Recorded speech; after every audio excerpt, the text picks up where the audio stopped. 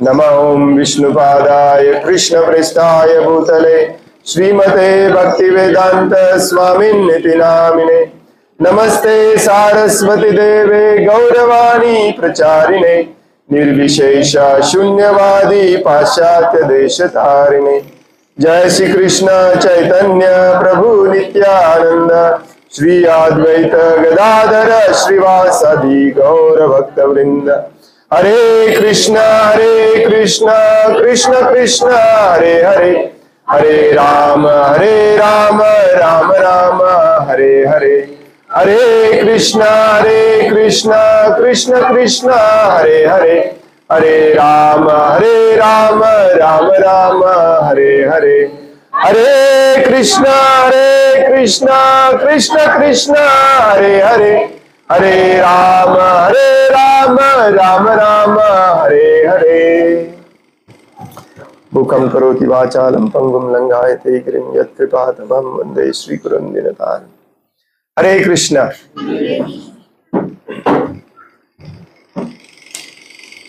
आपल्या सर्वांचं स्वागत आहे या आजच्या नंदोत्सव आणि श्रील प्रभुपाद व्यास पूजेच्या कार्यक्रमासाठी।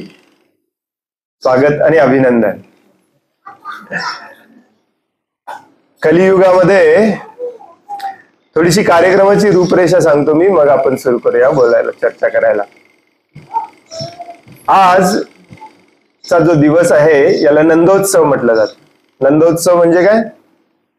नंद महाराजांनी केलेला उत्सव। नंद महाराज कोण होते? भगवान श्रीकृष्णांचे पिता। भगवान श्रीकृष्ण, हरे कृष्ण,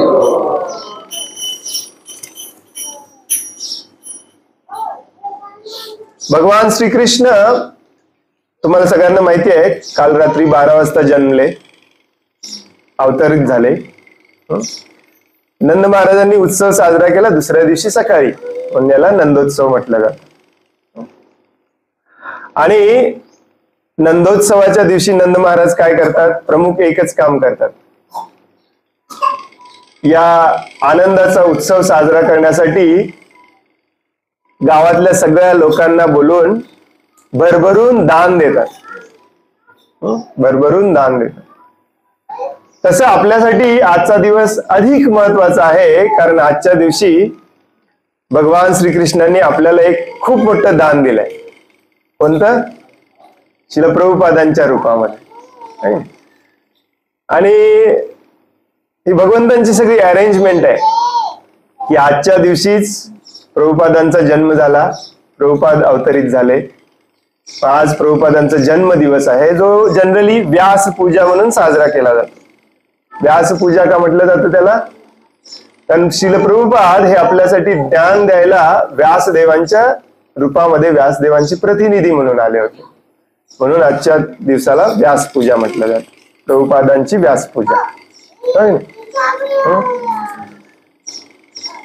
सुरुवातीला मी बोलायला सुरुवात केलो आणि थांबलो, कारण थोडीशी रूपरेषा द्यावी म्हटली। व्यास पूजेच्या दिवशी काय केलं जातं? आपले जे आचार्य आहेत, व्यासदेवांचे प्रतिनिधी, त्यांच्या वाढदिवसाच्या दिवसाला व्यास पूजा म्हटली जाते। आणि त्यांच्या वाढदिवसाच्या दिवशी आपण त्यांना शब्द रूपामध्ये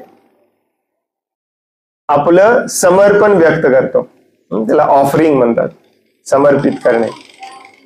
तर थोडीशी रूपरेषा अशी असणार आहे, प्रभुपादांची थोडीशी कथा होईल समर्पणाच्या रूपामध्ये। त्यानंतर ज्यांच्या ज्यांच्या जीवनामध्ये श्रील प्रभुपादांमुळे काही बदल घडला असं तुम्हाला वाटत असेल, तर त्यांनी देखील श्रील प्रभुपादांच्या प्रती 4 शब्द बोलून आपलं समर्पण व्यक्त करावं, अशी या दिवसाची प्रथा असते। त्यामुळे तुम्ही पण बोलायचं आहे। मी कालच सांगणार होतो लिहून आणा म्हणून, पण लिहून आणण्यात काही मजा नाही, हो की नाही? मनापासून आलं पाहिजे। आता सुरुवातीचं वाक्य कलियुगामध्ये म्हटलं आणि मी थांबलो। कलियुगामध्ये भगवान श्रीकृष्णांनी ही अरेंजमेंट इतकी मस्त केलेली आहे, कारण रात्री 12 पर्यंत कोणाला जागायची इच्छा नाही। आपली धावपळीच्या जीवनामध्ये रात्री 12 पर्यंत जागायचं, परत दुसऱ्या दिवशी नंदोत्सव साजरा करायला यायचं, जमायचं कठीण आहे, हो की नाही? म्हणून हा नंदोत्सव सगळ्यात मोठा साजरा केला जातो. हं? आणि आपल्यासाठी तो अजूनही जास्त मोठा आहे, कारण शिल प्रभुपादांचा वाढदिवस आहे. भगवंतांच्या प्रतिनिधींना देखील भगवंतांसमान मानलं जातं, म्हणून आपण प्रभुपादांना परमपूज्य म्हणतो. तर आजच्या या दिवशी भगवंतांनी आपल्याला भेट म्हणून शिल प्रभुपाद दिले, म्हणून आपण हा दिवस नंदोत्सव प्लस व्यासपूजा म्हणून साजरा करतो. आणि आणखीन एक कारण असतं, ते म्हणजे शास्त्राप्रमाणे जन्माष्टमीच्या दिवशी उपवास करायचा असतो रात्री 12 पर्यंत. तो उपवास रात्री 12ला देखील उपवासाच्याच प्रसादाने सोडायचा असतो. मग उत्सव साजरा करायचा म्हटल्यावर भरपूर प्रसाद पाहिजे, हो की नाही, वेगवेगळ्या प्रकारचा. म्हणून दुसऱ्या दिवशीचा उत्सव आहे. म्हणून तुम्हाला सगळ्यांना दुसऱ्या दिवशीचं आमंत्रण खास करून आणि आग्रहाचं आमंत्रण देण्यात आलं. तुम्ही सगळे या उत्सवाला आल्याबद्दल सर्वांचं खूप खूप स्वागत आणि सर्वांचं आणखीन एकदा खूप खूप अभिनंदन. शिल प्रभुपाद आपल्यापैकी बऱ्याच जणांना माहिती आहेत. प्रेमाने आपण त्यांना श्रील प्रभुपाद म्हणतो. त्यांचं नाव आहे अभयचरण भक्ती वेदांत स्वामी प्रभुपाद. या नावाने ते जगभर प्रसिद्ध झाले. जगभर कृष्ण भावनेचा प्रचार केला त्यांनी. आपले ते आचार्य आहेत. आपल्या या आचार्य गुरु शिष्य परंपरेमध्ये मी किंवा आपल्यापैकी जवळजवळ सगळेच हे सेकंड जनरेशन ज्याला आपण म्हणतो, दुसरी पिढी, दुसऱ्या पिढीतले आपण भक्त आहोत, दुसऱ्या पिढीतले आपण त्यांचे शिष्य आहोत. आपला कधी त्यांच्याशी संबंध आला नाही, माझा पण कधी संबंध आला नाही, परंतु जो संबंध त्यांनी प्रस्थापित करून गेले आपल्या पुस्तकातून, आपल्या लेक्चर्स मधून, आपल्या उपदेशातून, आपल्या आदेशातून, तो संबंध वैयक्तिक संबंधापेक्षाही खूप मोठा संबंध आहे. आणि सुरुवातीला मला देखील वाटायचं, आता मी थोडं मला मी बोलणार आहे, कारण हे माझं समर्पण आहे प्रभुपादांच्या प्रती. हे ऐकल्यानंतर तुम्ही पण तयार राहा.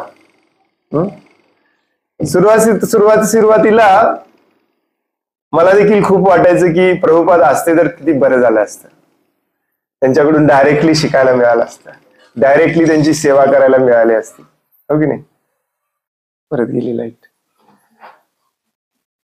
खूप वाटायचं असं. आणि कधी कधी असं वाटायचं की एक 10 वर्ष लवकर जन्मलं असतं बरं झालं असतं. मी 1977ला माझा जन्म झाला आणि त्याच वर्षी शिल प्रभुपाद हे भौतिक जग सोडून आपली इथली नित्यलीला संपूर्ण परत भगवत धामात गेले. का भगवंतांची सेवा करायला दुसरीकडे कुठेतरी गेले, माहिती नाही. परंतु जो काही संबंध शिल प्रभुपादांचा आणि माझा त्यांच्या पुस्तकाच्या रूपातून, त्यांच्या प्रवचनांच्या रूपातून आला, तो इतका अत्यंत गूढ होता, आहे अजूनही, की आपल्या सर्वांचं आयुष्य बदलून जातं. आणि प्रभुपादांचं विशेष महत्व असं होतं की प्रभुपाद हे जिथे जातील, जिथे काही लिहितील, जिथे काही बोलतील, त्या सगळ्या बोलण्यातून, सगळ्या वाचण्यातून तुम्हाला एकच तळमळ जाणवेल की शिल प्रभुपादांना या जगाच्या रसातळाला जाऊन कृष्ण भावनेची थोडी का होईना टेस्ट सगळ्यांना द्यायची होती.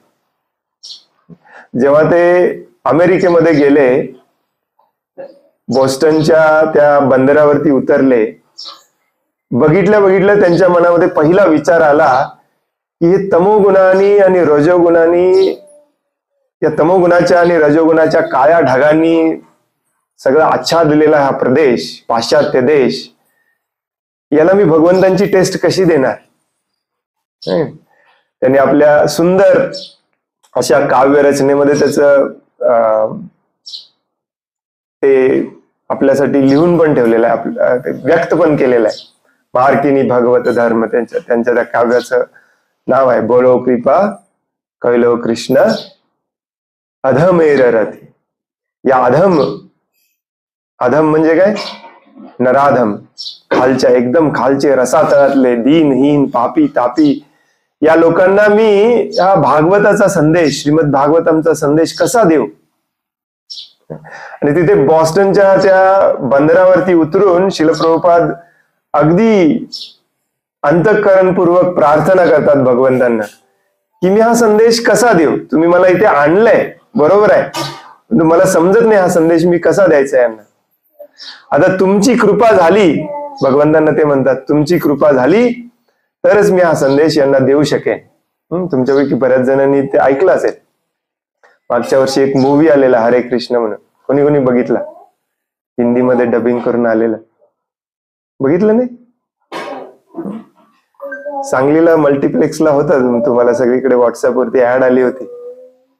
आता युट्यूब वरती अवेलेबल आहे. हिंदीमध्ये आहे की नाही माहिती नाही, हिंदीचं जे डबिंग होतं ते आहे की नाही माहिती नाही, ते बघा तुम्ही, त्याच्यामध्ये थोडंफार दिलेलं आहे. परंतु हिंदीपेक्षा इंग्लिशमध्ये जे शिल प्रभुपाद म्हणतात, अत्यंत महत्वाचं वाक्य उतरल्यावर म्हणतात की एका माकडासारखं मला नाचायला तुम्ही भगवंत इथे घेऊन आलात अमेरिकेमध्ये, आता तुम्हीच मला नाचवा जसं नाचवायचंय तसं. ते म्हणतात make me dance, make me dance, famous झालेलं वाक्य. आणि हे खूप महत्वाचं आहे. बऱ्याच वेळेला आपण ऐकतो, आपल्या लक्षात येत नाही. हे का महत्वाचं आहे? शिल प्रभुपादांसारखे महान आचार्य देखील म्हणतात की माझ्या हातात काही नाहीये, सगळं तुमच्या हातात आहे, आता मला तुम्ही नाचवायत असेल तसं नाचवा.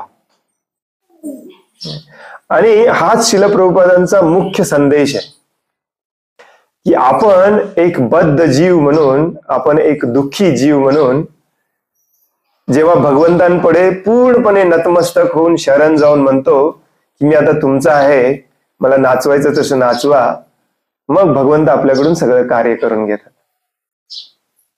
आणि मग त्यानंतर प्रभुपादांनी जे केलं त्याला आपल्या आजच्या भाषेत देखील चमत्कारच म्हटला पाहिजे. 10 वर्षामध्ये जगातल्या छोट्या मोठ्या सगळ्या देशातल्या कानाकोपऱ्यामध्ये सेंटर्स उभे करणे, जिथे कृष्णचा क माहिती नाही तिथे हरे कृष्ण महामंत्र लोकांना सांगणे, तो जप करून घेणे, कीर्तनमध्ये नाचवणे, मंदिरं उभा करणे चेष्टेची गोष्ट नाहीये. हे देखील सगळं वयाच्या 70व्या वर्षी. आणि प्रभुपादांचा हे ठाम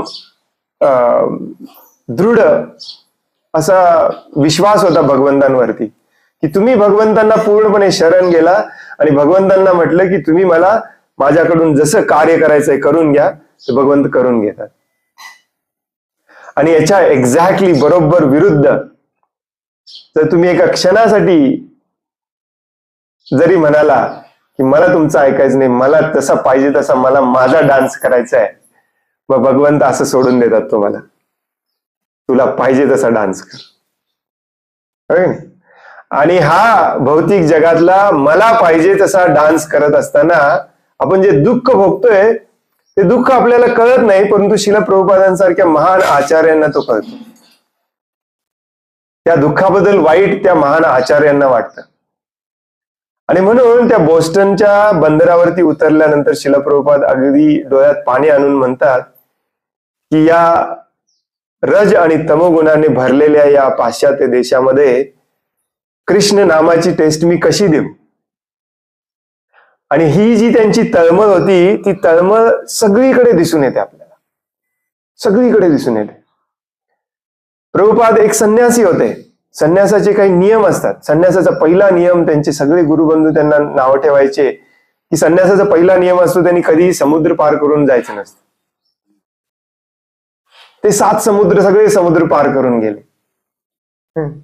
अशा बऱ्याच गोष्टी प्रभुपादांनी केल्या. कशासाठी? आपल्यासारख्या मूर्ख अगदी रसातळातल्या लोकांना भगवंतांच्या भक्तीची टेस्ट देण्यासाठी. भक्ती म्हणजे काय असतं? श्रील रूप गोस्वामी म्हणतात भक्ती म्हणजे ब्लिस, परम आनंद, परम आनंद. रूप गोस्वामी आपल्या भक्ती रसामृत सिंधू मध्ये म्हणतात भक्ती म्हणजे दुसरं तिसरं काही नसून ज्ञान आणि आनंद. अज्ञानामध्ये व्यक्ती हा दुःखी असतो, आनंदाचा अभाव असेल तर व्यक्ती दुःखी असतो. आणि हे दुःख आता या जगातलं कोणीही तुम्हाला भेटला, तुम्ही विचारा तुम्ही आनंदी आहात का, तुम्हाला म्हणाल आनंदी आहे काय, थोडेफार दुःख आहेत, ऍडजस्ट करतोय, परंतु मी आनंदीच आहे. परंतु आपल्याला माहिती आहे ज्या जगामध्ये कोणीही आनंदी नाही. प्रभुपादांच्या शिकवणीवरती आपण ठामपणे हे वाक्य बोलू शकतो, या जगातला कोणीही आनंदी नाही. हो की नाही? सगळे या भौतिक जगाच्या रज तम, विशेष करून सत्व रज तम या तिन्ही गुणांच्या प्रभावाखाली दुःखच दुःख भोगत आहे. हे जे तिन्ही गुण आहेत, सत्वगुण, रजोगुण आणि तमोगुण, हे कधी कधी थोडेसे ढिल्ले होतात आणि आपल्याला आनंदाचा अनुभव करून देतात, परंतु परत आवळले जातात. साखळी, आपल्याला या साखळीमध्ये आपण बांधले गेलेले आहे. सगळे दुःखी आहेत आणि या दुःखी लोकांना या दुःखातून बाहेर कसं काढायचं ही एकच तळमळ घेऊन शिल प्रभुपाद आले होते. आणि बऱ्याचदा शिल प्रभुपादांनी सांगितलेलं आहे की हे कृष्ण विज्ञान जे आहे ते जगाच्या कानाकोपऱ्यापर्यंत पोहोचवा. ऍक्च्युली चैतन्य महाप्रभूंनी सांगितलंय आणि हे जगाच्या कानाकोपऱ्यापर्यंत पोहोचवायला सगळ्यांचं योगदान याच्यामध्ये जरुरी आहे. हो की नाही?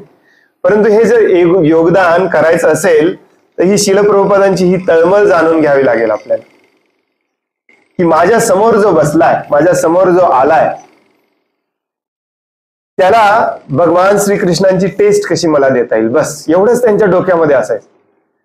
प्रभुपाद कधी कधी हा पण विचार करायचे नाहीत की हे शुद्ध भक्त व्हावेत, हे भक्तीच्या टॉपमोस्ट स्टेजला जावेत, यांना मी भगवान श्रीकृष्णांच्या नामाची टेस्ट कशी देऊ, एवढंच त्यांच्या लक्षात असतं. एक फेमस प्रभुपादांचं छोटे मी प्रभुपादांची कथा सांगणार आहे आता. एक फेमस प्रभुपादांची एक अनेक्डोट, कथा पण नाही, सिंपलची एक प्रसंग असा घडला की पहिल्यांदा जेव्हा ते प्रभुपाद लॉस एंजेलिसला गेले, तुम्हाला थोडंफार प्रभुपादांची कथा माहिती आहे. शिल प्रभुपाद हे बॉस्टनला गेले. बॉस्टन, न्यूयॉर्क हे सगळे अमेरिकेच्या पूर्व समुद्र तटावर वसलेले शहर आहे आणि अमेरिका खूप मोठा देश आहे. भारताच्या 3 ते 4 पटीने मोठा देश आहे. इथे न्यूयॉर्क मध्ये, बॉस्टन मधून ते पेन्सिल्व्हेनियाला गेले, पेन्सिल्व्हेनियातून न्यूयॉर्क मध्ये आले, काहीही घडलं नाही. न्यूयॉर्क मध्ये येऊन एक खोली भाड्याने घेतली. मनामध्ये एकच सतत विचार, हे भगवंतांचं नाम कसं देता येईल, भगवंतांचं नाम कसं देता येईल. श्री श्री कृष्ण बलराम की जय, काय पंचतत्व की जय, जगन्नाथ बलदेव सुभद्रा मैया की जय. आणि प्रभुपादांनी कुठलीही नवीन पद्धत शोधून काढली नाही. रोज न्यूयॉर्क मध्ये एक फेमस गार्डन आहे, खूप मोठं गार्डन आहे, बरेच हेक्टर्स एकरचं गार्डन आहे. त्या गार्डन मध्ये रोज करताल घेऊन जायचे. मृदंग नेला नव्हता कारण जागाच नव्हती त्यांच्याकडे तेवढी. बसायचे आणि कीर्तन करायचे, हरे कृष्ण कृष्ण कृष्ण हरे हरे, हरे राम राम राम हरे हरे. 2-3 दिवस गेले. लोक यायचे, बघायचे, जायचे, यायचे, बघायचे, जायचे. मग एक तिथे असे आनंदाच्या शोधात होते, ते येऊन म्हणायला लागले प्रभुपादांसोबत. मग हळूहळू तिथलेच लोक ड्रम बिम, डबडा, डम, डपली काय असेल ते घेऊन यायला लागले प्रभुपादांवर. असे बरेच दिवस केलं प्रभुपादांनी. आणि मग काही लोक त्यातले रेग्युलर झाले, न चुकता यायला लागले. मग त्यांना प्रभुपादांनी हळूहळू बोलवलं, माझ्या रूमवर या, रोज सकाळी या, आपण आरती करूया, थोडस एक 15-20 मिनिटं मी तुम्हाला शास्त्र वाचून दाखवतो. अशी सुरुवात केली त्यांनी. आणि मेन म्हणजे ह्या सगळ्यांना प्रसाद करून घालायचे. असं करत करत ह्या अमेरिकेच्या पूर्व भागामध्ये चांगलंच बसतान बसवलं. तेवढ्यावरती काही प्रभुपादांची भूक भागणार नव्हती. आणि प्रभुपादांना चैतन्य महाप्रभूंनी सांगितलेलं जगाच्या कानाकोपऱ्यापर्यंत जायचंय. त्यांच्या डोक्यामध्ये विचार सुरू झाला, आपल्याला पश्चिम तटावरती पण जायचंय. कारण पश्चिम तट खूप फेमस होता. कशासाठी फेमस होता? Hollywood, movie industry. प्रभुपाद जेव्हा हे सुरू केलं तेव्हा मूवीचा प्रभाव खूप मोठा, जसा आजकाल मोबाईलचा प्रभाव आहे, तेव्हा सिनेमाचा प्रभाव खूप मोठा होता तेव्हा. आणि हॉलिवूड एकदम जगभर फेमस. प्रभुपाद म्हणायचे की हॉलिवूड मध्ये जायचे. मग काहीतरी अरेंजमेंट करून ते लॉस एंजेलिसला गेले. आणि लॉस एंजेलिसला जो पहिला मोठा कार्यक्रम घेतला, प्रभुपादांनी पाहिलं की सगळे हिप्पीज आले होते. प्रभुपाद म्हणाले की असं बघितलं त्यांनी, काही करू तर शकत नाही, माझ्यासारख्या संन्यासांनी इथे राहिलं नसलं पाहिजे, परंतु सगळ्यांना आपल्या पूर्व तटावरून आपल्या शिष्यांना घेऊन आले होते. कीर्तन करा म्हणाले, जोर जोरात कीर्तन करा. बराच वेळ कीर्तन केला, हरे कृष्ण म्हणाले, निघून आले. आणि मजेची गोष्ट बघा, त्या क्राऊड मधले बरेच लोक भक्त झाले तेवढ्यावरच. हे शुद्ध भक्तांचे, असं म्हटलं जातं की शुद्ध भक्तांचा एक नजरेचा कटाक्ष पण भास आहे तुमच्यासाठी. काहीही करायचे प्रभुपादांची ही जी तळमळ होती की सगळ्यांना मला टेस्ट द्यायचे, सगळ्यांना मला टेस्ट द्यायचे. तमाल कृष्ण महाराज, मुकुंद प्रभू, ब्रह्मानंद प्रभू, तुम्हाला हे काही नावं माहिती असतील प्रभुपादांचे. अगदी पहिल्या दिवसापासूनचे हे सगळे सहकारी, कीथ हॅम, हॉवर्ड व्हीलर, नंतर ते कीर्तनानंद झाले, हयग्रीव प्रभू झाले. हे यांना थोडं थोडं ते शास्त्र सांगायला लागले, यांना शास्त्र लक्षात यायला लागलं. त्यातले जे तमाल कृष्ण महाराज होते, तुम्ही तमाल कृष्ण महाराज ऐकले असतील सगळ्यांनी. तमाल कृष्ण महाराज जे होते ते अशाच एका हिप्पी न्यूड कम्युनिटीतून आले होते. ते म्हणाले की इथे लॉस एंजलिसच्याच वरती 1-1.5 तासाचं ड्रायव्हिंग करून तिथे एक कम्युनिटी आहे. त्या काळामध्ये लोक इतके वैतागलेले, फुल नशा करायचे, नुकतंच दुसरं महायुद्ध झालेलं, आणि हे जे भौतिक सुख आपण ज्याला म्हणतो, टीव्ही, फ्रीज, रेफ्रिजरेटर, हे ते, सुंदर स्त्री, लग्न, मुलं बाळ, कुटुंब, या सगळ्या सुखातून वैतागून असे काही ग्रुप्स तयार झाले होते जे वेगळे सुख शोधत होते. तर तसा एक ग्रुप होता लॉस एंजलिस पासून 1-1.5 तासाच्या अंतरावरती. तमाल कृष्ण महाराज येऊन शिल प्रभुपादांना म्हणाले, तिथे आपल्याला प्रवचनासाठी बोलवलंय. त्या काळामध्ये अमेरिकेमध्ये पूर्व देशामधून कोणी साधू आलाय म्हटलं की खूप छान वाटायचं त्यांना, हा काहीतरी आपल्याला ज्ञान देणार असं वाटायचं. कारण पूर्व साईडचे सगळे देश त्याच्यासाठी फेमस होते. भारत तर फेमस होताच, परंतु रशिया, चायना, हे म्यानमार, फिलिपिन्स, मलेशिया, हे सगळे देश फेमस होते अध्यात्मासाठी. आणि कोणीही आला तरी ते त्यांना बोलवायचे.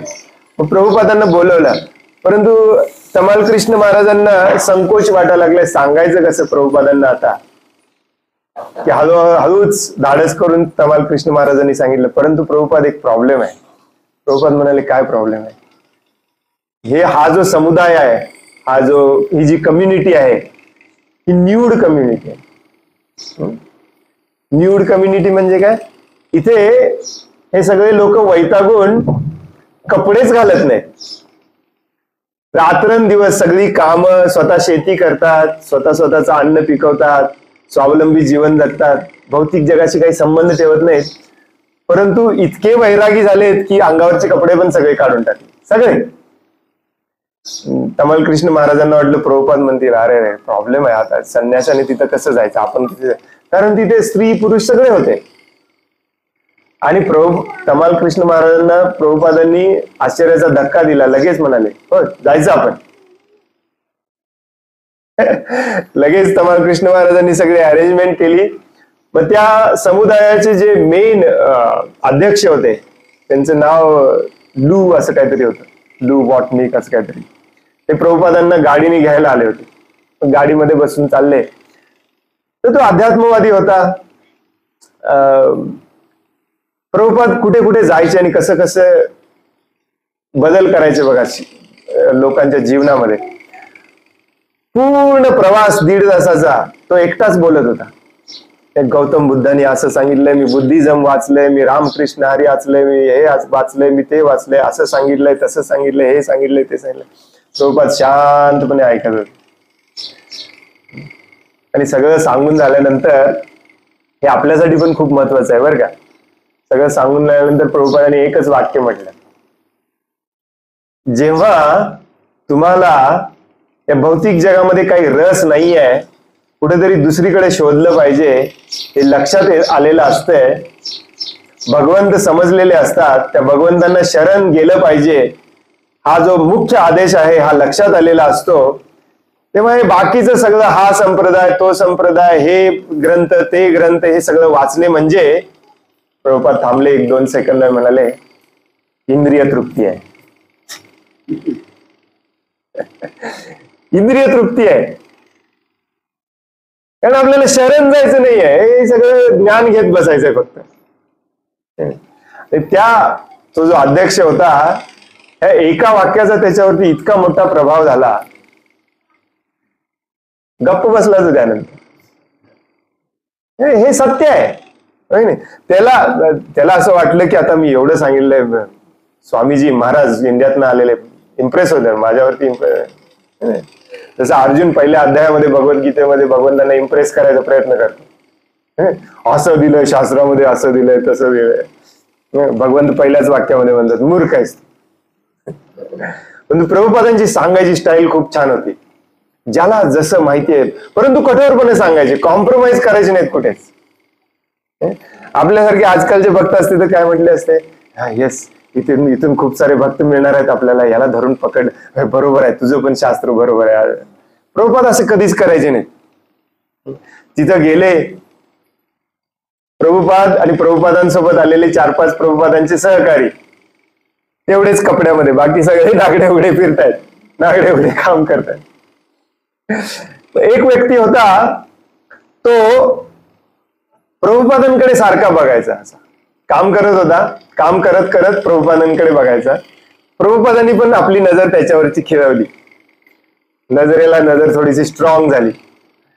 हळूच तो प्रभुपादांकडे घाबरत घाबरत आला. त्यांना पण विचित्र वाटत होतं, इतके वर्ष आपण बिन कपड्याचे इथं काम करतोय, हा वेगळाच कोणीतरी कपड्यामध्ये आलाय, तो पण वेगळ्याच कपड्यामध्ये आलाय, सगळे भगवा, खालून वरपर्यंत भगवा.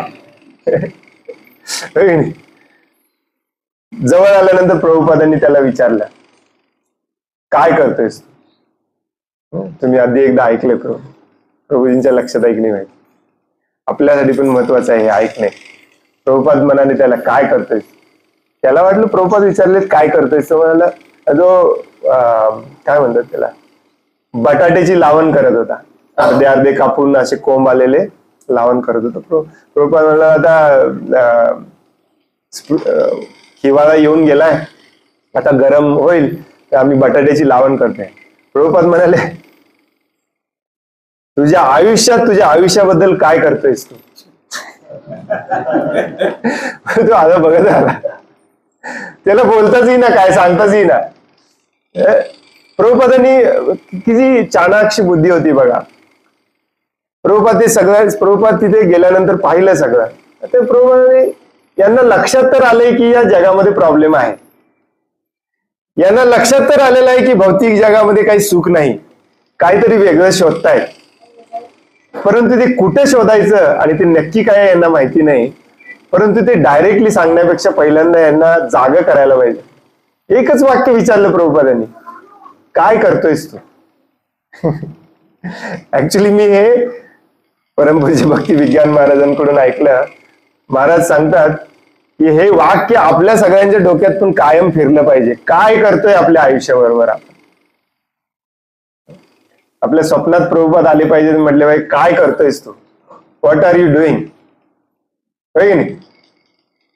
नंतर तो व्यक्ती त्याने कपडे घालायला सुरुवात केली आणि प्रभुपादांची चळवळ जॉईन केली त्याने. तिचे नाव सांगितलं महाराजांनी, मी विसरलो.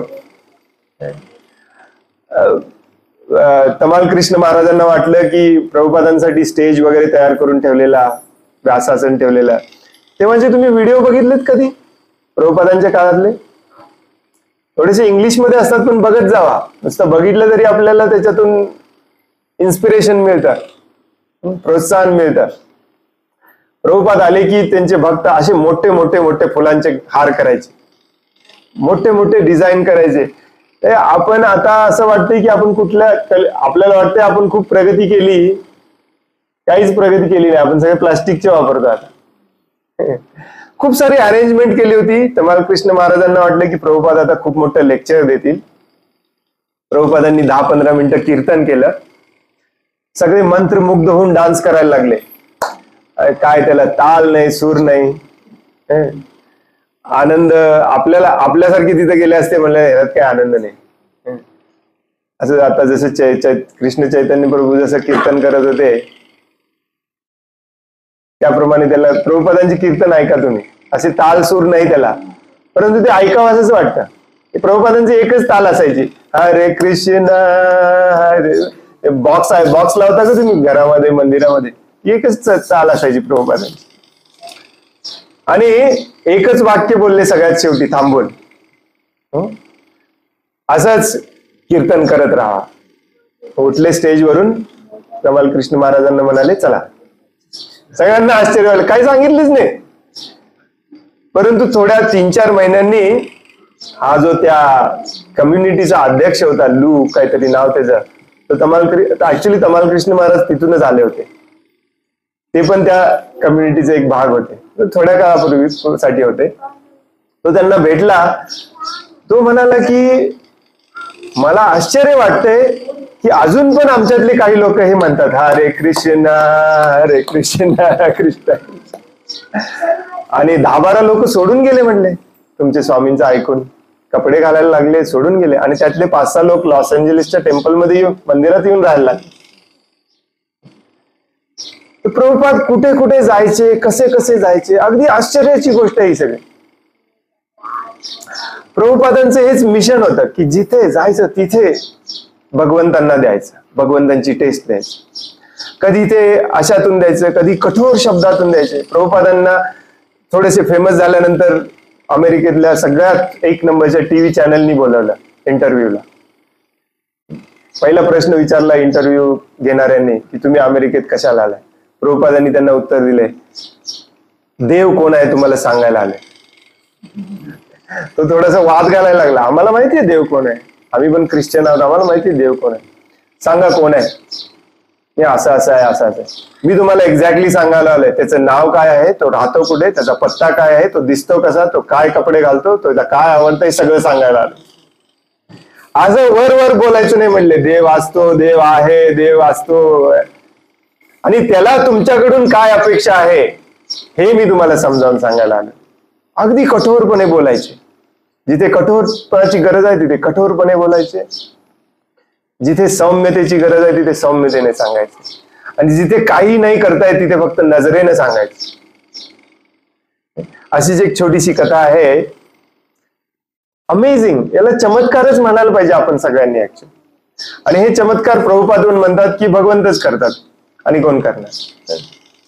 बॉस्टनला जेव्हा त्यांचं जहाज येऊन थांबलं, जहाजामधून जेव्हा ते उतरत होते तेव्हा पूर्वीच्या काळामध्ये ही पद्धती होती, अजून पण आहे की नाही माहिती नाही, काही ठिकाणी अजूनही आहे, मी काय बघितलं नाही पण ऐकली मी, की ही जहाज वेगवेगळ्या देशातून मोठी मोठी जहाज यायची, आणि त्यांचं स्वागत करण्यासाठी बंदरावरती जे त्या देशाचा जो झेंडा असतो, तो जहाज जेव्हा येतो तेव्हा तो झेंडा थोडासा खाली घेतला जातो, असं स्वागत करण्यासाठी एक चिन्ह म्हणून.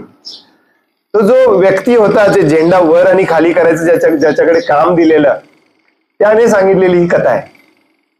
तो म्हणाला की त्या दिवशी मला पण विचित्र वाटलं, नेहमीप्रमाणेच मी झेंडा असा खाली घेत होतो, जहाज येऊन बंदराला टेकत होतं, आणि जहाज बंदराला टेकल्यानंतर आम्हाला आज्ञा होती की हळूहळू झेंडा खाली घ्यायचा. मी झेंडा खाली घ्यायला सुरुवात केली, आणि एक वृद्ध पूर्णपणे भगव्या वस्त्रातला व्यक्ती मला जहाजातून बाहेर येताना दिसला. आणि मला काही थोडं माझ्या मनामध्ये असं चलबिचल झालं, मला थोडस असं विचित्र वाटलं. तेव्हा मला माहिती नव्हती काय प्रकार आहे. माझ्यासाठी खूप विचित्र गोष्टी घडायच्या बंदरावरती. कधी चायनीज लोक यायचे, कधी पोर्तुगाल लोक यायचे, कधी या ड्रेस मधले यायचे, कधी त्या ड्रेस मध्ये यायचे. परंतु ही व्यक्ती मला कायमची लक्षात राहिली. म्हणाले का, मला त्यांनी नजरेला नजर भिडवून पाहिलं उतरताना, आणि मी झेंडा उतरवताना मी त्यांना नजरेला नजर भिडवून पाहिलं. आणि काय झालं माहिती नाही, थोड्या दिवसांनी मी त्यांचा शिष्य झालो.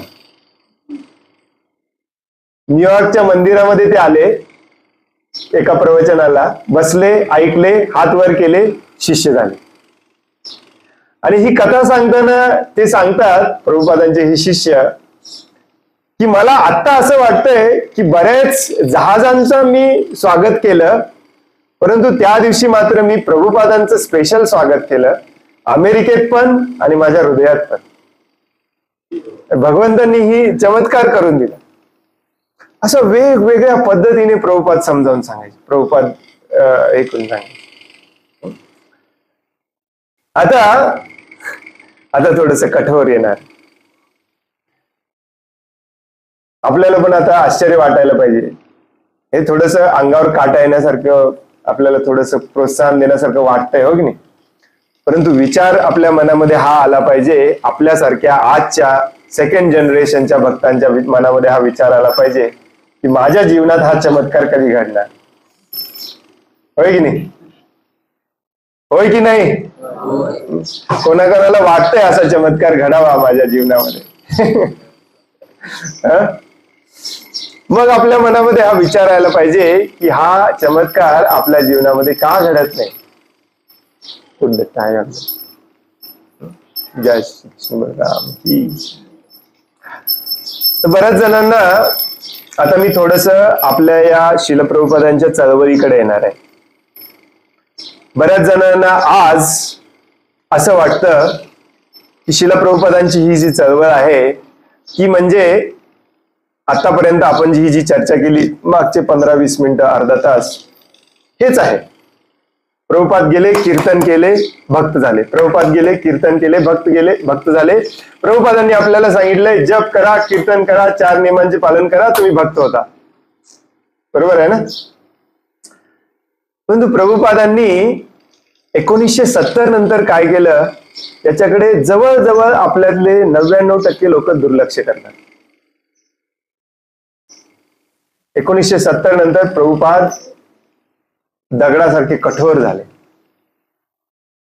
प्रभुपाद म्हणाले, यस, आपल्याला जेवढे सैनिक पाहिजे होते तेवढे सैनिक मिळाले. आता माझ्या चळवळीचा मुख्य उद्देश आहे तो म्हणजे तुम्ही जे आलेले आहात तुमच्यापैकी जवळजवळ सगळ्यांनी शुद्ध भक्त होणे. सगळ्यांना आश्चर्य वाटायला लागलं, आणि काय शुद्ध भक्त असते?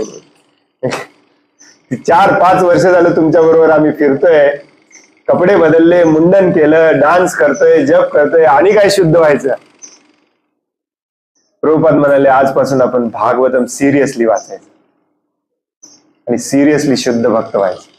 तर हा प्रभुपादांचा जो हा मिशन आहे. प्रभुपाद म्हणायचे की हे सगळं मी केलं एका माणसाला शुद्ध करण्यासाठी. एक जरी शुद्ध झाला आणि भगवद्धामा पूर्णपणे शुद्ध झाला तर माझं मिशन सक्सेसफुल झालं असं मी समजतो. प्रभुपाद म्हणतात, दूध खूप गोळा केला आपण, आता इथून पुढचा जो काळ आहे तो फक्त दुधाला उकळून उकळून खावा करायचा. हे बऱ्याच जणांना लक्षात येत नाही. आणि प्रभुपादांचं जे हे वाक्य आहे, मी परवा पण लेक्चर मध्ये सांगत होतो, हे बऱ्याच जणांना लक्षात काय येत नाही. आपलं पण जीवन बघा. तुमच्यापैकी जे ऑलरेडी भक्तीमध्ये आहेत, बरेच वर्ष शिल प्रभुपादांच्या चळवळीमध्ये आहेत, तुम्हाला हे लगेच समजेल. आलो आपण, कांदा लसूण बंद केला, चहा कॉफी बंद केलं, भजन कीर्तन करायला लागलो, डान्स करायला लागलो, जप करायला लागलो. काही लोकांनी पुढची स्टेज गेली, कपडे बदलले, धोती घालायला लागले. आज आपल्यामध्ये एक प्रभूजी आहेत ज्यांनी आजपासून धोती घालायचं ठरवलेलं आहे. शिंदे प्रभू की जय. मुंडन केलं, नेक्स्ट स्टेप आहे की नाही? हे दीक्षा घेतली. बऱ्याच जणांनी मग आपल्याला सांगितलं दीक्षा हा गरजेचा आहे, दीक्षा घेतली. काही जणांनी येऊन सांगितलं दुसरी दीक्षा गरजेची आहे. काही का होईना वशिला लावून दुसरी दीक्षा घेतली. परंतु हे सगळं केल्यानंतर मग आपण जेव्हा प्रभुपादांची पुस्तकं सिरियसली वाचायला लागतो तेव्हा आपल्या लक्षात येतं की कुठेतरी आपल्या हृदयामध्ये आपणच निर्माण केलेली एक प्रचंड प्रमाणातली मोठी भिंत आहे, रेझिस्टन्स आहे, ती आपल्याला याच्या पुढे जाऊ देत नाही. तुमच्यापैकी काही जणांना हा अनुभव आला असेल आणि हा अनुभव आपणच घ्यायचा असतो. हे सगळं करेपर्यंत खूप छान मस्त वाटतं. यस, सेवा, धोती कुर्ता, तिलक, कंठीमा, दीक्षा. मग एक दिवस येतो, याच्या पुढे काय मन जायला तयार होत. आणि प्रभुपाद त्याला म्हणतात, विनाकारण आपल्या मनामध्ये उत्पन्न झालेली भगवंतांना शरण न जायची ही जिद्द आहे आपली. याला कारण नाही. ज्यांना ज्यांना ह्याची जाणीव झालेली आहे त्यांनी स्वतःला विचारून बघा, याचं कारण काय आहे. तुम्हाला सापडणार नाही. कारण काहीच नाही. मी भगवंतांना पूर्णपणे शरण मला गेलं पाहिजे, हे मी रोज वाचन करतो, रोज श्रवण करतो, मला माहिती देखील आहे, परंतु मी जायला तयार नाही. याला कारण काय आहे मला पण माहिती नाही, कारण याला कारणच नाही. म्हणून प्रभुपाद त्याला म्हणतात irrational, our irrational unwillingness to surrender to Krishna.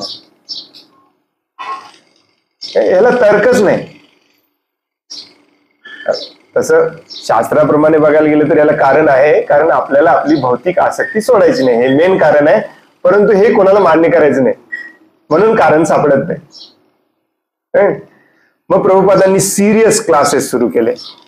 प्रभुपादांनी हे सगळं जे केलं ना, भक्ती शास्त्री, भक्ती वैभव, प्रभुपादांनीच आहे. आता तुम्ही हे सिरियसली वाचन केलं पाहिजे.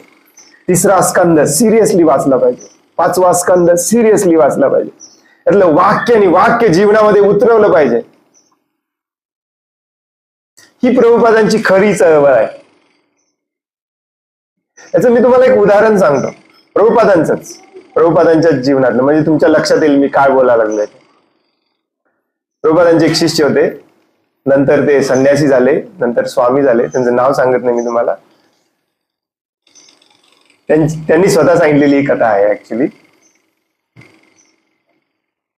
प्रभुपादांची रोज सेवा करायची. आणि ते प्रभुपादांच्या काळामध्ये घरात राहणारे कोणी भक्त नव्हते बरं का. हा एक महत्वाचा मुद्दा लक्षात घ्या. दीक्षा म्हणजे प्रभुपादांच्या सोबत प्रभुपादांची सेवा करायची. प्रभुपादांना रोज काय लागेल करे, त्यांना प्रभुपादांनी एक डिपार्टमेंट दिलेलं, सेवा करत राहायचे. यांच्या घरातले मात्र कंटिन्युअसली यांना फोन करून, पत्र करून परत बोलवायचे. आणि हळूहळू त्या, बघा संघाचा इफेक्ट कसा असतो. कधी गेले नाहीत घरी, कधी घरच्यांना भेटले नाहीत, परंतु नुसत्या फोनवरूनच यांचं मन बदललेलं. त्यांना वाटायला लागले की हे सोडलं पाहिजे. आणि मग 2-3 वेळा असं झालं, यांची गर्लफ्रेंड जी होती ती सारखं बोलवायला लागली. आता गर्लफ्रेंड हा प्रकार तुम्हाला आजकाल कळेल, पण अजून आपल्याकडे जरा कळायला अवघड आहे. मुंबई पुण्यातल्या लोकांना कळतं आरामामध्ये. परंतु हे अमेरिकेत वगैरे गर्लफ्रेंड बॉयफ्रेंड हे 1950 पासून, त्याच्या आधीपासून आहे. लग्न करत नाहीत, नुसते गर्लफ्रेंड बॉयफ्रेंड करत असतात. गर्लफ्रेंड फोन करून म्हणायला लागली, आय लव्ह यू, तुझ्याशिवाय मी राहू शकत नाही, अरे परत ये, काय करायला लागलायस तिथे जाऊन, तिथे काय आनंद आहे का. आणि या फोन आणि पत्रामधून त्यांचं मन बदलत गेलेलं. हळूहळू एक दिवस असा आला, त्यांना स्वतःलाच वाटायला लागलं की हे सोडून मला गेलं पाहिजे. इथं काय आनंद नाही, घरातच आनंद आहे, गर्लफ्रेंड बरोबरच आनंद आहे. परंतु मजा बघा, आता हे सोडून जायचं म्हटल्यावरती जगासमोर मान्य केलं पाहिजे की माझी चूक आहे. म्हणून त्यांनी एक युक्ती लढवली. थोडस ज्ञान मिळालेलं भगवद्गीतेचं, भागवतमचं, जसं आपल्याला पण थोडस मिळालेलं आहे. या ज्ञानावरती कधी कधी आपण गुरुला खोटं ठरवायचा प्रयत्न करतो. आपली इच्छा असते गुरुला सोडायची, परंतु मी चुकीचा आहे हे दाखवायचं नसतं. गुरु चुकीचा आहे, तुमचं हे शास्त्र चुकीचं आहे, हा मार्ग चुकीचा आहे, हे एकदा मी प्रूव्ह केलं की मी आनंदाने घरी जायला मोकळा. होय, असं कधी कधी कोणाच्या वाटतंय, असं कधी कधी पलायनवाद म्हणतात त्याला. आपल्या क्लासमध्ये काही काही लोक असे प्रश्न विचारतात. परंतु प्रभूजी सगळं सांगून झाल्यावर बरं झालं. परंतु एक दिवस प्रभुपादांना गाठलं यांनी, हळूच म्हणाले, शिल प्रभुपाद म्हणाले, यस, भगवान श्रीकृष्णांनी ही संपूर्ण दुनिया बनवलेली आहे, बरोबर आहे. प्रभुपाद म्हणाले, यस. भगवान श्रीकृष्ण हे सगळ्यांवरती प्रेम करतात, सगळ्यांचे हितचिंतक आहेत, सगळ्यांचे मित्र आहेत. प्रभुपाद म्हणाले येस. मग ही सगळी दुनिया प्रभुपादांनी बनवली आहे, सगळं काही प्रभुपादांनी बनवलंय, भगवंतांनी बनवलंय. माया पण भगवंतांनीच बनवलेली आहे. प्रभुपाद म्हणाले येस. मग आता त्यांनी मास्टर स्ट्रोक टाकला आपला. मग प्रभुपाद, भगवंत आपले मित्र कसे काय झाले? कारण माया तर आपल्याला दुःखात ठेवायचं काम करते, हो की नाही? खूप असं मनावरचं सगळं टेन्शन गेलं, प्रेशर गेले. येस, प्रभुपादांनी मी आता अडकवलेलं आहे, तर बघूया काय उत्तर देतात. बॅग भरून ठेवलेली आहे, जायला काय हरकत नाही. प्रभुपाद 2 सेकंद थांबले, म्हणले माया तू बनवलंयस. आणि गप्प झाले, काही बोलले नाही. मी माया बनवली? भगवंतांना माया बनवण्याची गरजच नव्हती. तू रडलास म्हणून तुझ्यासाठी माया बनवले. भगवंतांना काय गरज होती माया बनवायची? प्रभुपाद म्हणाले हे पण तू रोज लेक्चर मध्ये ऐकलंस, पण एवढंच विसरलास. मज्जा अशी झाली, त्यानंतर त्या आश्रमामध्ये, मंदिरामध्ये प्रत्येक जण या प्रभूजींच्याकडे बोट दाखवून म्हणणार तू माया बनवली, तू माया बनव, तुझ्यामुळे आम्ही दुःखात आहे. 4 दिवसामध्ये त्या प्रभूजींनी घरी जायचा विचार सोडून दिला. त्यानंतर त्यांच्या डोक्यात घरी जायचा परत कधी विचार आला. हा एक स्ट्रगल आपल्या मनामध्ये चालू असतो की पूर्णपणे शरण जायचं की नाही, पूर्णपणे शरण जायचं की नाही, थोडंफार झालेलं आहे, पूर्णपणे जायचं की नाही, असं आपल्याला वाटत असतं. आणि बऱ्याचदा ही आपण शक्कल लढवत असतो, काय करायचं, काय करायचं, कसं करायचं. तर 1970 नंतर प्रभुपाद खूप सिरियस झाले प्रत्येक गोष्टीमध्ये. 70 पर्यंत माताजी प्रभूजींना त्यांनी एकमेकांसोबत कार्यक्रम करायला परवानगी दिली, एकमेकांसोबत राहायला परवानगी दिली, कारण तो देशच तसा होता. नंतर ते सांगायला लागले स्त्री धर्म वेगळा असतो, पुरुषांचा धर्म वेगळा असतो, तुम्ही एकत्र राहिलं नसलं पाहिजे, हे वापरलं पाहिजे, हे केलं पाहिजे, हे केलं नसलं पाहिजे. हे हजारो नियम बंधन आहेत, हे 4च नाही आहेत. तुमच्यासाठी आणखीन एक सरप्राईज आज. हे 4च नियम, ऍक्च्युली हे 4 नियम देखील आपण पाळत नाही. मांसाहार बंद केलाय आपल्यापैकी बऱ्याच जणांनी, सगळ्यांनी. परंतु मांसाहार बंद करण्यामागे मनामध्ये दया उत्पन्न करणे हे शास्त्राचे जे सिद्धांत आहे ते आपल्याला अजून पटलेलं नाही. कोणाला वाटतंय आपण पूर्णपणे दयावान झालेलो आहे मांसाहार बंद करून? आपण आपल्या भक्तांबरोबर भांडत असतो. कुठे दया? काही ब्रह्मचारी लोक सांगतात आज 20 वर्ष झालं मी मांसाहार बंद करतो, आणि दुसऱ्या ब्रह्मचारी बरोबर भांडत असतो. तप, दया, करुणा, तप, शौच, शुचिता, स्वच्छता, हे याच्या मागचे सिद्धांत आहेत. आणि मग प्रभुपाद जसं हे एक एक नियम सांगायला लागले, सगळ्यांच्या डोक्याला टेन्शन यायला लागले. प्रभुपाद आम्हाला तर तुम्ही सांगून आलं चॅन्ट अँड बी हॅपी, एवढं सोपं आहे सगळं, हे नाही? ऍक्च्युली सोपंच आहे, सगळं सोपं आहे. परंतु असं नाहीये की तुम्ही भक्तीमध्ये आला म्हणजे ऑटोमॅटिकली एक स्विच ऑन ऑफ होतो आणि सगळं काही तुमच्या जगात जीवनातलं जातं, असं नाहीये. भक्तीमध्ये पूर्णपणे समर्पण आपल्याला देण्याचा स्विच आपण अजून ऑन केलेलं नसतं. प्रभुपाद अगदी सिरियसली सांगायला लागले भगवंतांना जो भोग बनवायचा असतो तो तुपातच बनवला पाहिजे. लॉस एंजेलिसलाच मी ही कथा ऑलरेडी परवा सांगितलेली आहे, परंतु आज आणखीन एकदा सांगतो, बरेच जण नवीन आहे. लॉस एंजेलिसलाच अजून एक नवीन मंदिर सुरू झालं होतं बीचवरती, फेमस बीचवरती, लगुना बीच, तुम्ही ऐकलं असाल सिनेमामध्ये वगैरे. लगुना बीचवरती नवीन मंदिर सुरू झालेलं, त्या मंदिराचे अध्यक्ष म्हणून एका प्रभूजींना तिथे पाठवलेलं. आणि नवीन मंदिरामध्ये प्रॉब्लेम्स जास्त असतात, सगळं काही स्मूथली जात नाही. आणि ह्या प्रभूजींचा सगळ्यात मोठा प्रॉब्लेम होता तुपाचा खर्च काय निघेना. प्रभुपादांचा आदेश आहे भगवंतांचा भोग तुपामध्येच बनवायचा, तूप मात्र महाग होत चाललेलं, कारण गायी नष्ट होत चाललेल्या, तुपाचा खर्च काय भागेना. यांनी एक शक्कल लढवली, शेंगतेल वापरायला सुरू केलं.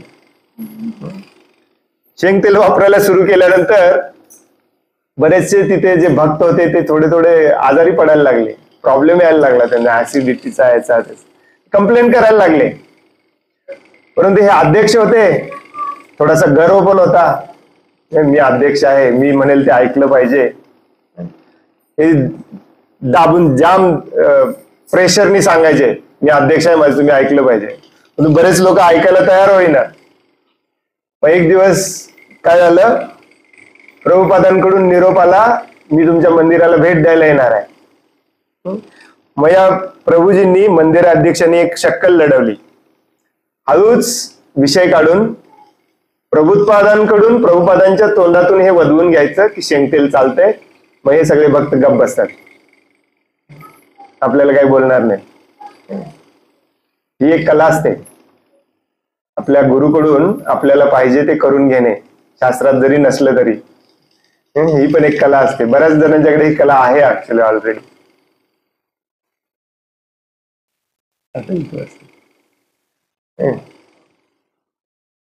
हळूच एक दिवस विषय काढला त्यांनी, प्रभुपाद पण असं काही बोलले नाहीत बरं का, की फायनान्स जरा प्रॉब्लेम आहे किंवा, कारण फायनान्स प्रॉब्लेम असलं आहे म्हटलं की प्रभुपाद एकच वाक्य म्हणायचे, लक्ष्मी भगवंतांची आहे, भगवंत पुरवतात, तुम्ही टेन्शन घेऊ नका. आणि कोणाला काही समजायचं नाही.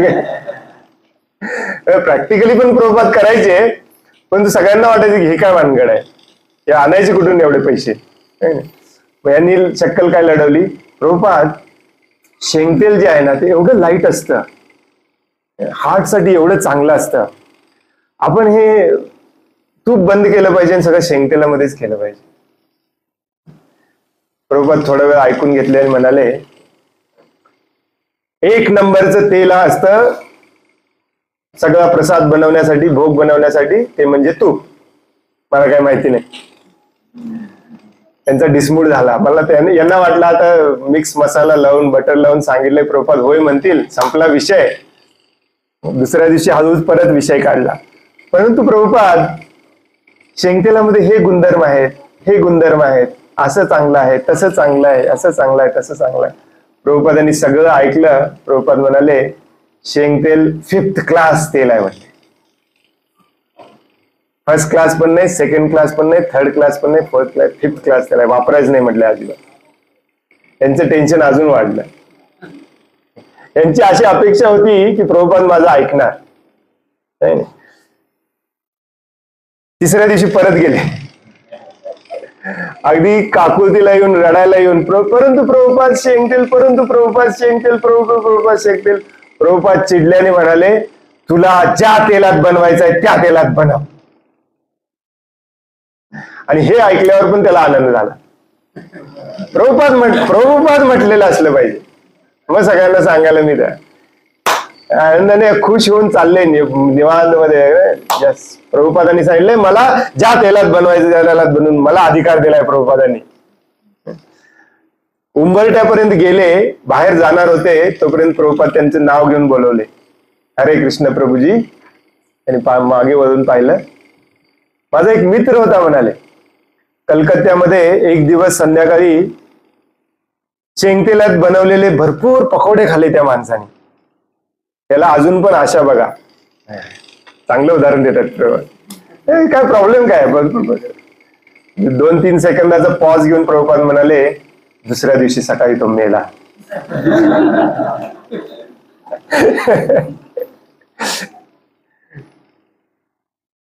मग त्यांच्या लक्षात आलं की आपण आपला प्रयत्न बंद केला पाहिजे. आचार्य जे सांगतात ते सगळं सिरियसली आपण ऐकलं पाहिजे, कितीही क्षुल्लक गोष्ट असू दे, कितीही सिरियस गोष्ट असू दे. आणि त्याच्यातच ताकद असते, त्याच्यातच शक्ती असते. आचार्य जेव्हा सांगतात, ठीक आहे पैसे नाही आहेत, फायनान्सेस प्रॉब्लेम आहे, प्रभुपादांकडे कुठे पैसे होते. प्रभुपादांचे सगळे शिष्य, प्रभुपादांना भेटलेले सगळ्या व्यक्ती, सगळेजण प्रभुपादांना म्हणायचे की अमेरिकेला जाणे हा तुमचं जो स्वप्न आहे, तुमचं जे स्वप्न आहे ते मूर्खपण आहे. आणि ते पण या वयात जाणे मूर्ख पण आहे. कुणी मदत पण करायला तयार नाही. प्रभुपाद फक्त 40 रुपये घेऊन गेलेले तेव्हा. परंतु प्रभुपादांचा विश्वास होता की गुरु आचार्य आपल्याला जे आदेश देतात त्याच्यामध्ये शक्ती पण देतात, काही प्रॉब्लेम नाही. त्यामुळे प्रभुपादांचा हा जो उरलेला मिशन आहे, दूध गरम करून त्याचा खवा करायचा, तो मिशन आपल्याला हाती घ्यायचा आहे. प्रभुपादांनी केलाय, परंतु प्रभुपाद शेवटी सांगून गेलेत की त्यातलं 50% अजून शिल्लक काम आहे, ते काम आपण हाती घ्यायचंय. तर तुम्ही प्रभुपादांना प्रसन्न करू शकाल. तर तुम्ही जे रोज जय प्रभुपाद म्हणून डोक्यावरती फॅन पर्यंत वर उंच उडी मारता, त्याला काहीतरी अर्थ आहे. आता हे जे 50% उरलेलं मिशन आहे, हे तुपाशीच रिलेटेड आहे बरं का. मी सांगतो तुम्हाला, हे तुम्हाला पहिल्यांदा वाटणार खूप कठीण आहे, खूप अवघड आहे, याच्यात काहीतरी ऍडजस्टमेंट करूया. प्रभुपादांचे असे श्लोक, असे तात्पर्य वाचून शोधून काढूया जे आपल्याला ऍडजस्टमेंट करायला मदत करतील. परंतु अशी सुटका होत नसते. आचार्यांनी जे सांगितलंय ते केलंच पाहिजे. तुम्ही नाही केलं तर दुसरं कोणीतरी करणार, पण ते होणार. प्रभुपादांनी सांगितलंय म्हटल्यावर ते होणार. तुम्हाला चान्स आहे त्याच्यामध्ये आत्ता भाग घ्यायचा, होय की नाही? चैतन्य महाप्रभूंनी सांगितलं, माझं नाव जगाच्या शहराच्या गावाच्या कानाकोपऱ्यामध्ये जाणार म्हणजे जाणार. सगळ्यांनी म्हटलं शक्य नाही, प्रभुपादांनी ते शक्य करून दाखवलं. म्हणून आज आपण जय प्रभुपाद म्हणतोय. पण आपल्याला काही नाव मिळवायचं नाहीये, परंतु प्रभुपादांनी जे आपलं 50% कार्य शिल्लक आहे म्हणून सांगितलंय, हे दूध उकळायचं काम हे कोणी ना कोणीतरी करणार. तुम्ही याच्यात जर भाग घेतला तर तुमच्यासाठी शुद्ध होण्यासाठी हा गोल्डन चान्स आहे. हा 50% उरलेला भाग, प्रभुपादांची चळवळ काय आहे, तर आपल्याला परत त्या लेवलला यायचं आहे की रोजचा भोग आपण तुपामध्ये बनवू शकू, शुद्ध तुपामध्ये. मला माहिती आहे तुमच्या सेंटरकडे करोडो रुपये आहेत, पाहिजे तेवढं तुम्ही तूप विकत आणू शकता, परंतु ते तूप जे तुम्ही विकत आणता ते हिंसक तूप आहे. प्रभुपादांना तसलं तूप नको आहे. म्हणून प्रभुपादांनी श्रीमद भागवतमच्या पानावरती प्रत्येक गृहस्थाकडे गाय असली पाहिजे म्हणून सांगितलंय, शेती करायला पाहिजे म्हणून सांगितलंय. स्वतःचं तूप हे अहिंसा पद्धतीने स्वतः बनवलेलं असलं पाहिजे. त्या अहिंसा तुपामध्ये भगवंतांना भोग दाखवला पाहिजे, आणि नुसताच भगवंतांना राजभोग नाही तर भगवंतांच्या भक्तांना देखील त्याच तुपामध्ये बनवून दिलं पाहिजे. आज आपण शेंगतेल पण वापरत नाही, एवढ्या खालच्या पातळीला गेलोय आपण. बघा तुम्ही कुठल्याही मंदिरात, कुठल्याही आश्रमात जाऊन बघा, शेंगतेल तरी वापरतात.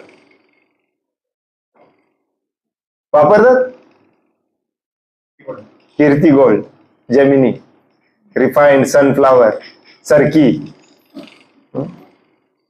लाज वाटली पाहिजे आपल्याला, हो की नाही? मग या स्टेजला कसं येणार? नाही प्रभूजी देशकाल, अरे देशकाल पात्र काय, तुझा पण फायदा आहे. आणि मजेची गोष्ट, प्रभुपादांचे हे जर सगळे तुम्ही उपदेश आदेश ऐकले तर तुम्ही प्रभुपादांचे संबंध, तुमचा स्वतःचा वैयक्तिक संबंध परत जोडू शकता. हे फक्त वाक्य आपल्या कानावर पडत नाहीत, हा प्रॉब्लेम आहे. काही ठिकाणी जबरदस्तीने पडू देत नाहीत, हा पण प्रॉब्लेम आहे. असंच एक वाक्य माझ्या कानावरती जेव्हा पडलं तेव्हा माझं आयुष्य बदललं. जेव्हा अमेरिकेत होतो, माझ्या गुरु महाराजांसाठी मी या विषयावरती इंटरव्ह्यू घ्यायला वेगवेगळ्या भक्तांकडे जायचो, मुख्यत्वे श्रील प्रभुपादांच्या शिष्यांकडे जायचो. ही एक शेवटची स्टोरी सांगतो, मग आपण थांबूया. श्रील प्रभुपादांचे एक भक्त शिष्य आहेत, त्यांचं नाव आहे अभिराम दास. अभिराम भरपूर आहेत, परंतु हे अभिराम न्यूयॉर्कचे अभिराम. त्यांचा आम्ही इंटरव्ह्यू घ्यायला गेलो होतो. त्यांच्या इंटरव्ह्यू मध्ये त्यांनी असं एक वाक्य बोलले, आणि माझ्या डोक्यात ते इतकं शिरलं, कारण माझी सेवा होती हे व्हिडिओ एडिट करणे. त्यामुळे ते मला मागे पुढे करून बरंच ऐकायला लागायचं. आता मी करत होतो, बघितलं की नाही तुम्ही, ते ऑडिओ क्लिप जे असते, आणि ते वाक्य काय माझ्या डोक्यातून जाईना. त्यांचं वाक्य होतं, श्रील प्रभुपादांच्या काळामध्ये आम्हाला लक्ष्मीचं खूप प्रॉब्लेम यायचं. लक्ष्मी नसायचीच बऱ्याच वेळेला. कारण प्रभुपादांनी डोनेशन डायरेक्टली मागायला कधीच परवानगी दिली नव्हती. सगळ्यांनी लक्षात ठेवाय. जसं आजकाल आपण अंधाधुंदपणे डोनेशन मागतोय, डोनेशनवर जगतोय. प्रभुपादांचा सगळा खर्च पुस्तक वितरणावरती चालायचा. तुम्ही वाचू शकता. प्रभुपादांच्या कुठल्याही लेक्चरमध्ये तुम्हाला प्रभुपाद डोनेशन मागताना दिसणार नाही, कुठल्याही. पण लक्ष्मी कमी असायची, ते भक्त म्हणाले, अभिराम प्रभू म्हणाले. परंतु एकही दिवस असा नव्हता की भगवंतांचा आणि भक्तांचा भोग हा तुपात बनला नव्हता. आज आपल्याकडे, विशेष करून प्रभुपादांच्या या संस्थेकडे सरप्लस लक्ष्मी आहे. सरप्लस म्हणजे काय? जेवढं पाहिजे त्याच्या कितीतरी पटीने लक्ष्मी आहे. लोक नाव पण ठेवतात तुमची श्रीमंतांची संस्था आहे म्हणून, आणि ते खरं आहे. आणि त्यानंतर ते प्रभूजी म्हणाले, माझ्या डोळ्यातून पाणी आलं, प्रत्येक सेंटरमध्ये, प्रत्येक मंदिरामध्ये जो भोग दाखवला जातो तो थर्ड क्लास पण म्हणण्याच्या लायकीचा नाही. कसले भक्त आहोत आपण, पैसे असून.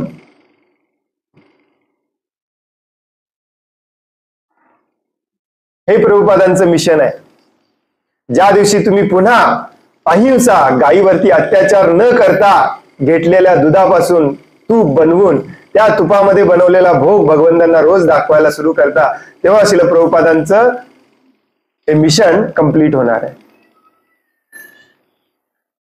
आणि याची जबाबदारी तुमच्या सगळ्यांच्यावर सोपवून गेलेत श्रील प्रभुपाद. आणि हे खूप मोठं काम आहे, हो की नाही? आणि याच्यात आपली शुद्धता आहे. कसं काय?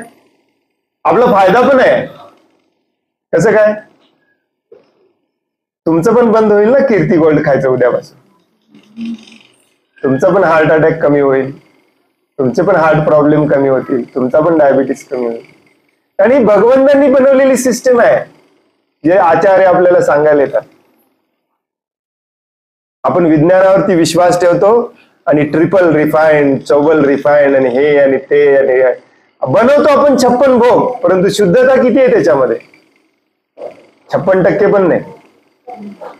56% फॅक्टरीतलं शुगर वापरतो, अर्धे तर 56 मधले 26 तर फॅक्टरीतलं शुगर वापरून तयार केलेले, सल्फर वापरलेलं शुगर वापर. ज्याला आपण प्रेम म्हणतो, कृष्ण प्रेम, ते प्रेम कुठे आहे?